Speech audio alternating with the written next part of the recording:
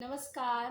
बांग्लादेश में हो रहे हमले की सीमा पार बात करेंगे। 15 अप्रैल को बांग्लादेश में एक हिंदू नेता की बड़ी बेरहमी से हत्या कर दी गई। हिंदू नेता का नाम था भावेश चंद्र रॉय, उम्र 58, जिनकी बड़ी ही बेरहमी से हत्या कर दी गई। इसका सबूत खुद उनकी पत्नी है।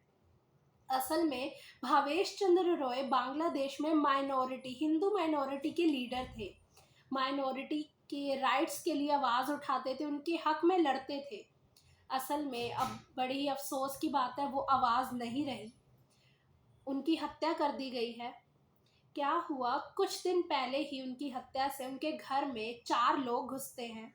उनकी इच्छा के बिना उन्हें अगवा करते हैं।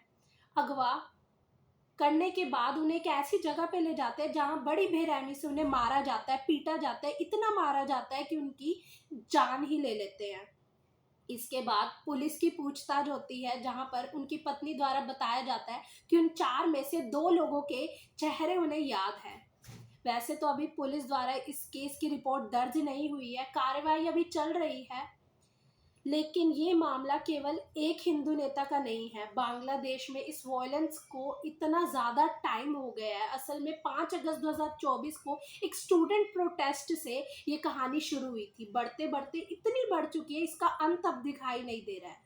बांग्लादेश में वॉयलेंस बहुत ज़्यादा बढ़ चुका है। दुकानों में लूटपाट, रेप के केस, मारा पीटी, हत्याएं, घरों में घुस के लूटपाट करना, घरों पर कब्जा करना, अब तो इतनी हद हो गई है।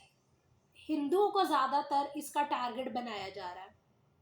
शेख हसीना का वहाँ से पदवी छोड़ के जाना, सोचिए हालात कितने बिगड़ चुके हैं बांग्लादेश में।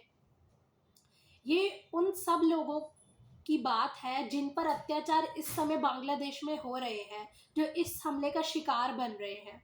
हाल ही में भारत ने भी इस पर अपनी चिंता जताई, क्योंकि कहीं ना कहीं भारत से भी ये मामला जुड़ा हुआ है। ये मामला हिंदुओं का है।